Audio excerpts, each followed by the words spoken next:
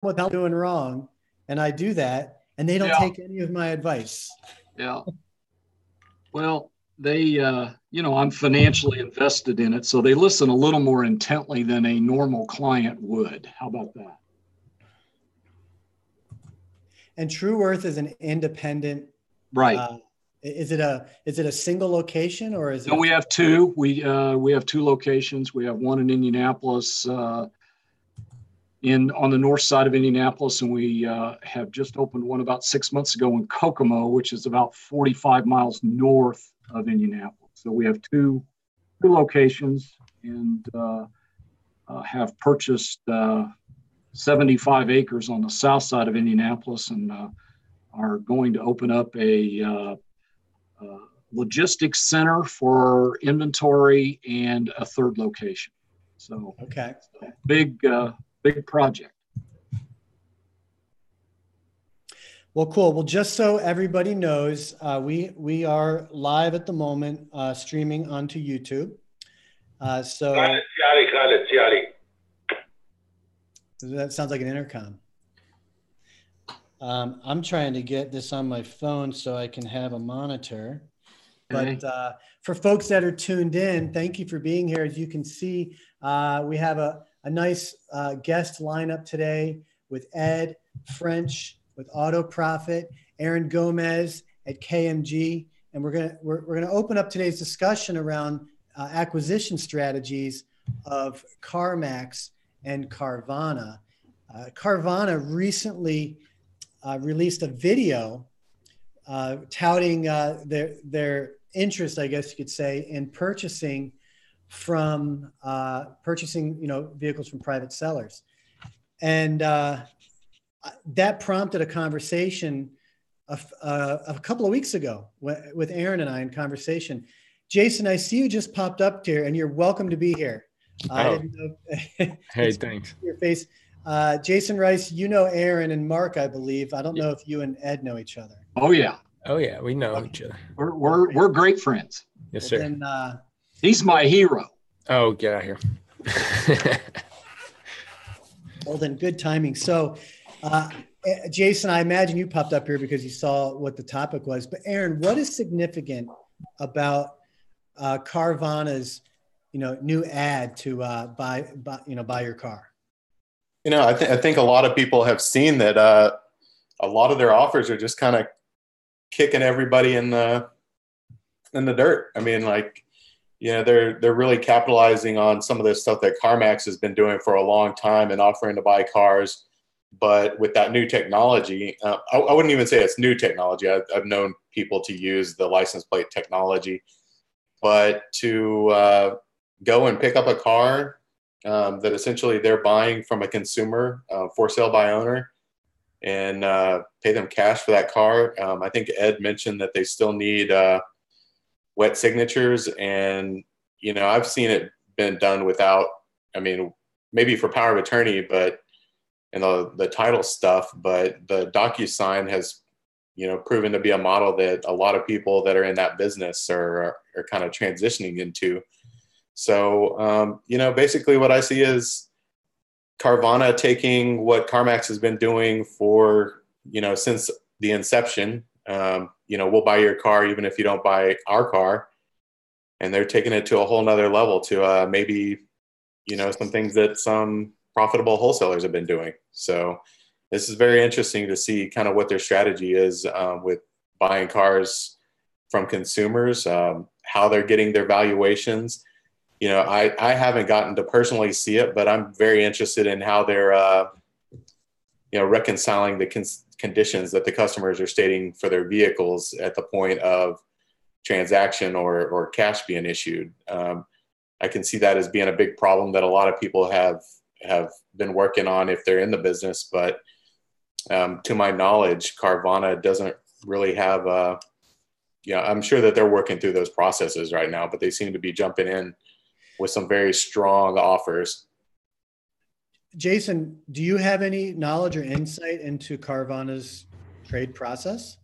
No, I really don't, to be honest. I Obviously, I think any dealers that can start picking away at private sellers, because trades are going to be tough this year with new car sales. If they get light, I think trades are going to be one area dealers really need to focus on. So obviously, if they can not just wait for customers to show up on their lot, but be proactive to chase them down, it's going to be a huge area that dealers need to focus on. So if any of them can piggyback, like, Carvana is doing the Carmax, but taking another level, if they can at least do what the other ones are doing to stay ahead of that curve, because if not, these guys are gonna struggle. You don't want your inventory all be purchased cars. It makes it tougher.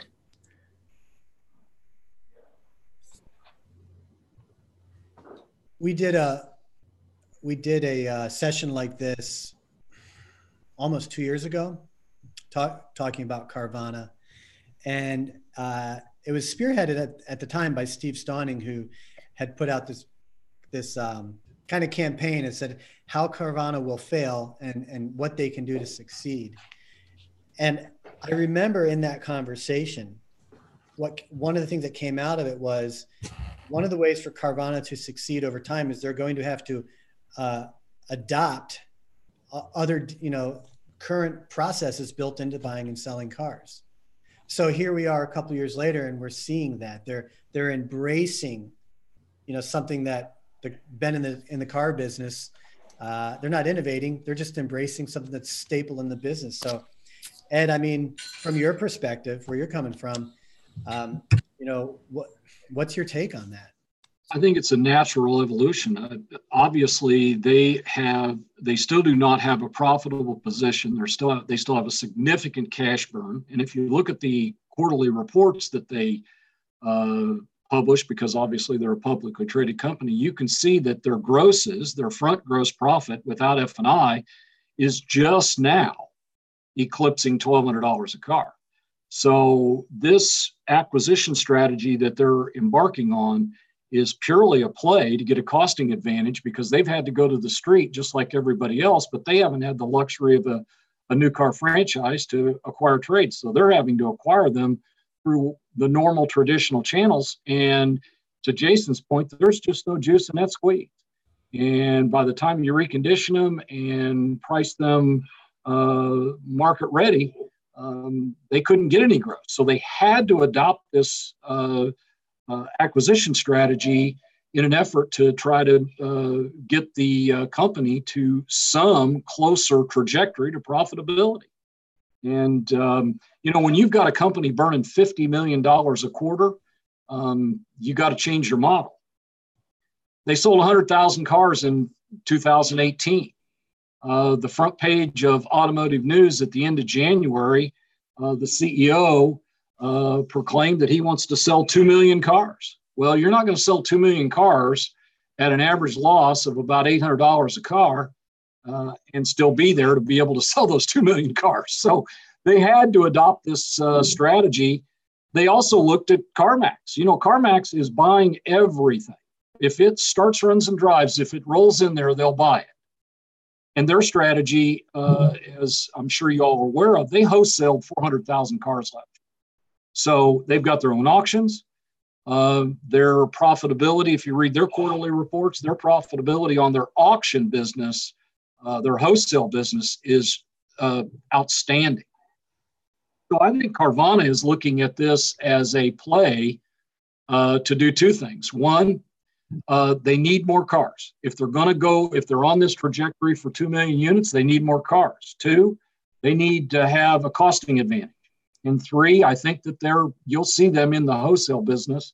It's like AutoNation's built a wholesale platform, just like Carmax has built a wholesale platform. And frankly, I think it's clearly 100% just a way to get the company to profitability, because eventually they're going to run out of venture capital at the burn rate that they're on. Sure. Now, for contrast, you said Carvana sold 100,000 cars in 2018. Yes. How does that compare to Carmax? They sold 770,000. And what about AutoNation? Do you know their numbers? I don't, because, I see them published, but I'm not sure they're factual. And I really don't follow AutoNation that closely, only because they're really not a true used car powerhouse. They sell a lot of used cars just because of the sheer fact that they have a phenomenal number of new franchise locations. But if you look at their actual used car operational business, it's not nearly as good as some of the privately owned used car or privately owned franchise groups. So I really don't follow them, Ryan. So 770 versus 100,000, and you're saying Carvana wants to get to 2 million in, you said 2 years, you said? Well, they'd like to be there by 2022. Okay. So yeah, it's pretty aggressive. I mean, look, Carmax, as we know, are they a competitor to franchise dealers or, to the dealers? Yeah. In the used car business, they have some advantages because of their, size nationally, they have their own wholesale network. So I think to your point, Carvana's like, hey, this is the direction we have to go. The writing's on the wall, as you pointed out. Does that make Carvana, is Carvana a threat to your traditional dealer model, the smaller guys? I would say absolutely. There's no question. Yeah, they are absolutely a threat. They are a disruptor. And, Uber took the taxi business to their knees. Amazon, we all seen that movie. We know what they've done to the retail storefronts. We know what Walmart did to the normal mom and dad 5 and 10 cent store. Carvana is on a pathway to disrupt the retail automotive ecosystem when it comes to used cars. And I think everybody on this panel would agree that the used car business is very fragmented. If you sell 770,000 used cars and be the largest, and you only have a 2% share of the total used car market, there's a lot of room for everybody, but the ones that will win will have the most convenient experience. They're going to offer an opportunity for more than just a purchase, and they're going to sell beyond the product. Those would be the three takeaways that I see Carvana attempting to accomplish. But I would say, and this is Jason, if you don't mind, every dealer has the ability to do what Carvana, other than their vending machine, and CarMax does. Every dealer can do at-home deliveries. Every dealer could do a 3 or 7 day buyback. Every dealer can do online financing. All those things are available to a dealer. I mean, the only difference, between the mom and pop and the Walmart was able, and Amazon to be able to do this, is they would be able to buy in bulks, buy hundreds of thousands of a product at a cheaper price point to then outprice the mom and pop stores. And that's what the internet's doing everywhere. Carvanas and everybody else, I mean, yeah, maybe they can buy in bulk from an enterprise or anywhere else, but they got to stand in the lane just like everybody else too. So they end up, owning their cars. Now the overhead and stuff might be different, but the market advantage of what they can do to disrupt, the dealers can do themselves to protect them.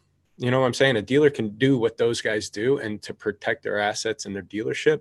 But I think with millennials and everything nowadays too, and think of this trend, I've been watching it. Millennials actually like to buy from the mom and pops and little boutiques and antique stores and the one-offs. They feel special, especially if that product gives back to a certain cause and stuff like that. So these millennials and the younger buyers and the people coming up do like customer service. They do mind having somebody there to help them, but they also don't want to get ripped off and want to make it convenient for them. So if you can cater to both, and that's the biggest benefit that dealerships has, is their staff. And this is going off a whole other point. But when I look at this, the big differentiator is their staff. And the funny part is when you go to at least 50%, but as high as 70% of these dealerships' websites, the staff page is not updated.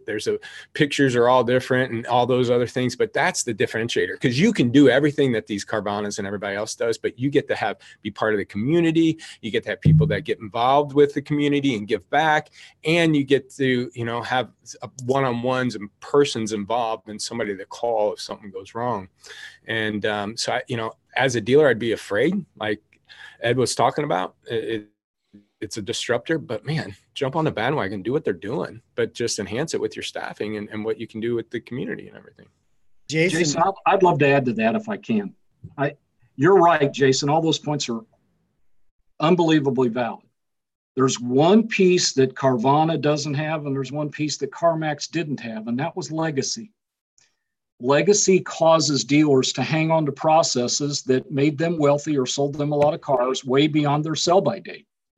And so because of this legacy, you know, we go to NAD and we look at all these great digital retailing programs, and somebody buys it, brings it back, and the implementation is either met with an eye roll or it's met with low adoption. And so frankly, you're right, Jason. Dealers have the same level playing field. The unfortunate thing is you can't take a legacy selling process and a legacy mindset and adapt it to today's digital environment. And that's where I see the biggest disconnect as I go out in the field. You've got folks that are hanging on to stuff that they shouldn't be hanging on to when it comes to processes. And they also have things that they need to do that they're slow to adopt because they still think that the internet's a fad. So good points, Jason. Yeah, I'd like to jump in there, Ryan, as well, and build on what Jason was saying. You know, you made a great point, Jason, with regard to Carvana is really not doing anything that is not available to any franchise dealer or any used car superstore.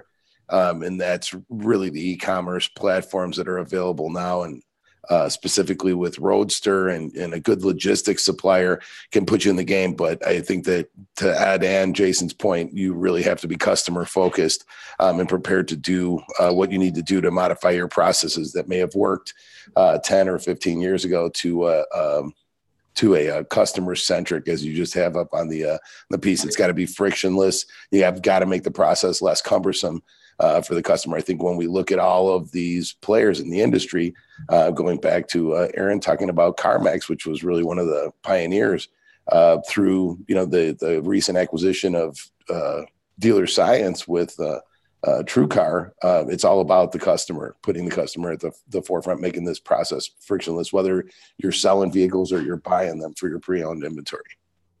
You know, Jason, while you were talking about you know, some of the advantages that a dealership has, and you referred to staff, I was reminded of I was on, you know, cars.com recently integrated the Dealer Rater platform. Yeah. So when you're looking at a vehicle on cars.com, you have the option to see staff members.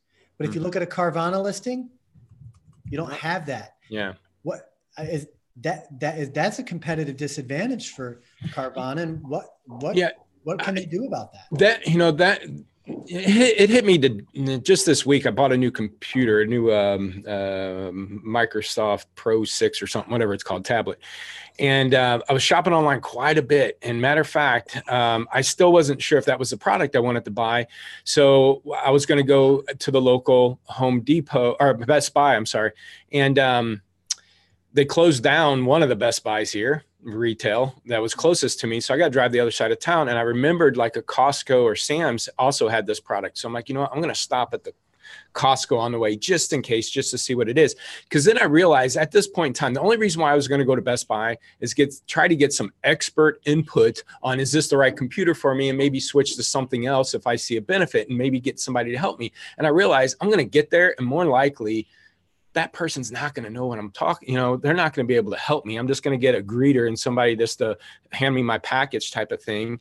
And now Best Buy is usually better than that, but this was my example. Just this is no different than the Home Depots and the Lowe's. And why do I go to Amazon instead of chasing all over town? It's like, because when I go into Walmart or when I go into one of these stores, I can't get anybody to help me. But man, if I had somebody to help me and go, oh, you're doing plumbing and you're going to need this, you're going to need this. And I'd walk out with a handful of stuff, but I know they're not. So I might as well just order it online and then get it in my house in a day or two and just deal with it, because I'm not going to get that service. But that's what dealers can provide right now. It's the same as just buying these cars, these customers, with the numbers still up to 60-something% that the people come in, end up buying 60% of them buying something different, because they actually end up sitting down with somebody and somebody's qualifying them and figuring out what their wants and needs are, and go, oh, but you're going to do that? Well, you probably don't want this car. You're going to want this. And here's why. So the staffing to me is this huge differentiator between these services. So, you know, piggyback on how the customers want to buy the car, if they want to do financing online, if they want to do the buy, but you know, when it comes to the people and getting somebody to hold their hands is their huge advantage, huge, but it's not looked at as much. I don't think. So let's think about this. If Carvana has, vending machines, which I would argue a dealer could do that too, if that's what consumers need. You do a large part of the process online, and then you go and get your car at the vending machine, or they deliver it. Carmax now is doing a pilot program where they're going to, bring the car to you. That's, kind of big news for them. But let's think about the trade-in process. How is Carvana going to, do we know how they're going to support that? Are they going to send someone out? I know there's services out there where a certified mechanic can go and do the inspection and handle all that. Ed, do you know how they're going to facilitate that acquisition? I don't. My suspicion is that they're going to use software and video technology, and somebody somewhere in Phoenix at the Carmax or Carvana headquarters would be saying yes or no to the car, much like what Sonic does. Sonic centralized all their appraisals for all their automotive stores. So I'm guessing it'll take on some look like that. So this all boils down to, what does the local dealer need to do? And Aaron, you might have some input on this. What does I've been listening and kind of trying to figure out, we talked about Carvana basically not doing much that a retailer that couldn't do themselves. And, something that I've been watching very closely is they are doing something that, nobody out there is doing besides one person that I can think of, or maybe two people. You talked about the trade process. They're taking a picture of their license plate, getting your miles, and they're giving you a cash offer for your car. And they're coming to pick it up. They're sending drivers to come pick up the vehicles for their acquisition. We can say that a retailer or a franchise has that ability, but not that I've witnessed. I've never seen anybody go to that length to pick up what's the top performing segment in the used car department, which is the trade, a car that somebody's been driving on the street.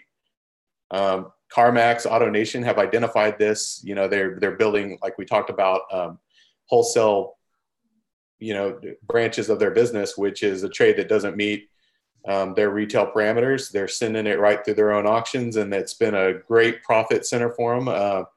Multi-million-dollar profit center. I think I want to use the term scare very lightly. Some of my background is acquisitions from consumers, trying to sell their vehicles on different forums privately. Carvana appears to be attacking that segment with full gusto. And I think that's what they're doing, that Ed mentioned, that, hey, they're going to bring the profit margins closer to an actual profit. No dealership in Houston is sending somebody down to the south side of Houston to pick up somebody's car that they have for sale or their trade. I think CarMax, when they announced that they're going to start streamlining the retail sales experience by delivering cars to the customer, I think they're capitalizing on something that maybe Vroom originally had tapped into.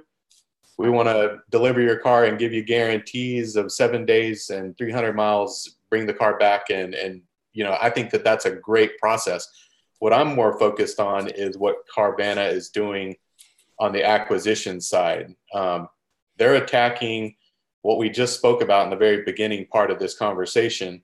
We're talking about new car sales may be struggling to acquire the trades.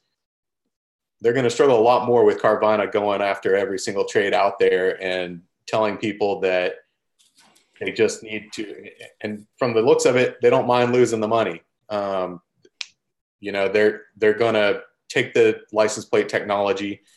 They're going to shoot out an offer. I don't think it's going to be like I think Ed said about AutoNation, where there's a centralized buying center in Florida. I think they were in Florida, but Carvana's in Phoenix or in Arizona. I don't think it's going to be like that. I think it's going to be technology based, shoot out a number, and we're standing by our number. What I'm curious about is how they're going to validate that offer once they pick up a car. And, you know, is it the driver going to say, hey man, this thing's got a blown transmission? I'm very curious to see how that process works. But in theory, what they're doing with shooting out offers, we'll buy your car even if you don't buy your car. I mean, I think they're going to grab a lot of great trades. I think it's going to cut down on the recon time to get them ready for the vending machine. I think they're going to offer better quality cars than they could get by going to Hertz or a traditional auto auction. You know, they're going to get desirable pieces with great clean Carfax. You know, I have not witnessed the technology firsthand, but I can delineate through multiple sources. But you know, I think that that's probably the scariest part about Carvana. You know, is their acquisition strategy moving forward and trying to get to that number that they want to reach.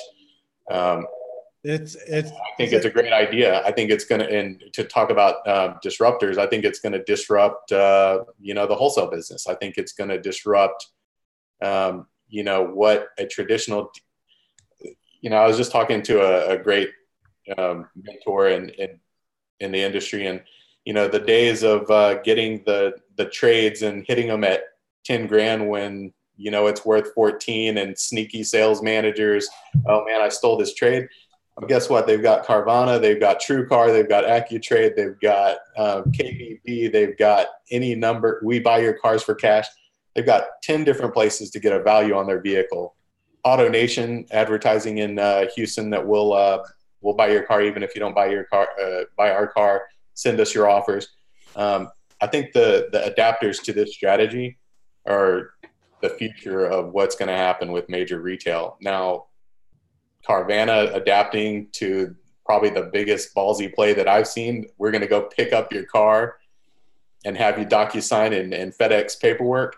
To me, that is scary beyond scary. I mean, from a investor's perspective, I mean, these vehicles have to be inspected or the word's going to get out in the market and everybody's going to dump, you know, whatever they can dump. Well, what I hear you saying, Aaron, this is a wake up call for your local dealer. It's a wake up call. It's time to get in the ring. You know, Jason, I think it was a post that you had done recently that I had commented on. I think it was one of yours, you know, just kind of supporting the idea that if you don't have a proactive, profitable used car business, right? By, you know, in 2019, you're going to start choking on dust really fast. And we know that profitability does begin at the, you know, it begins with acquisition. That's what it begins with. And Carvana, this is a big win for Carvana, it sounds like. Or it's your reaction to a bad acquisition is another major point. And I agree. I totally agree with you, Jason. So because you're all going to make mistakes, we're all going to step up on things to buy things to outbid Carvana or so much. To end my story, needless to say, I did stop at Costco because it was on the way to Best Buy, and I bought a bundle there because it came with a pen and a keyboard for $200 less. They're about the same money as if I went to Best Buy. But again, I justified that because I'm going, okay, I'm not going to get the help. So anyways, personal stuff. But yeah, it's going to be how that dealer reacts to the bad acquisitions, but to also it's appraisal process internal. A lot of that is regardless, even if they're buying cars from customers, you know, before they start complaining about the lane and how the lane is, or they're buying cars too much, or I can't buy them and make any profit on them.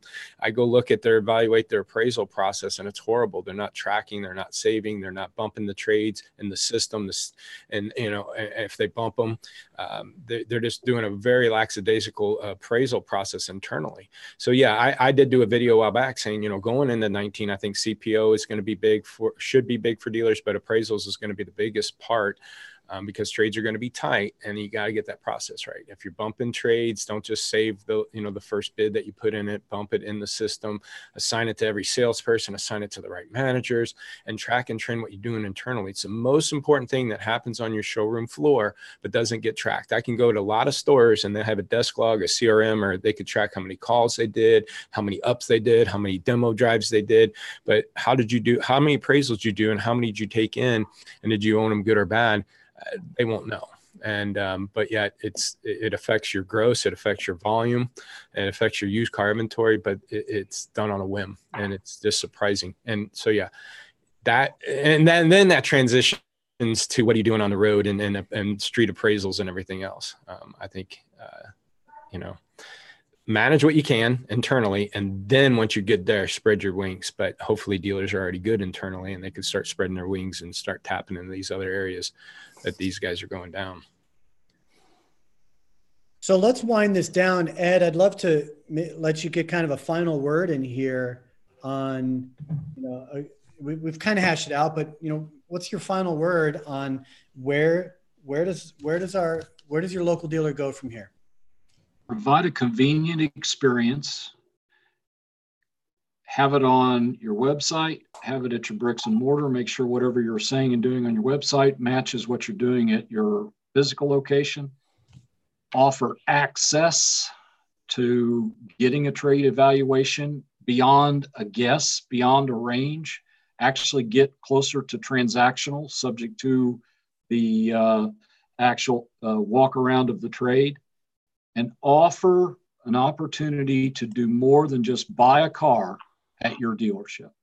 And you'll become more successful. There's no doubt about it. And I think, Mark, to your point, keep it customer centric. Like everything has to revolve around that customer. Yeah, no doubt about it. In fact, I think that we'll only see this trend continue. As Ed touched on briefly, Sonic has now launched their own dedicated line of used car stores called Echo Park, and they're growing. I think they were just over 20,000 units. I expect them to do much better this year. Well, I just shared my screen to put some closure to this. Folks, you're tuned in to our used car marketing. It's a dealer strategy session. If you go to autoconversion.net, look under webcasts, and you'll see this listed under here. And you can watch live like you're doing now. You can subscribe to the AutoConverse podcast. There's a link to that up here. And this will be featured on the podcast with pretty much within a week. And register for this series. Once you register, you'll automatically be included or invited to join the webinar and watch every time we set one up, which is about once a month. And they're brought to you by Vehicle Acquisition Network, where helping dealers connect with private sellers on their acquisition strategy. So, Ed, Aaron, Jason, nice surprise having you here. And, all of you, welcome back every time. Like I said, folks, we do this about once a month. So, and that's what we're here to do, right? Is put our heads together, see what's going on, see what's developing, and see what we can do with it all. Thanks, Ryan. Thanks, Ryan. Thanks, everybody. Thanks, guys. So I'm going to go ahead and shut this down, take us offline. And gentlemen, if you just want to shut off your cameras and stick around, we can kind of debrief afterwards.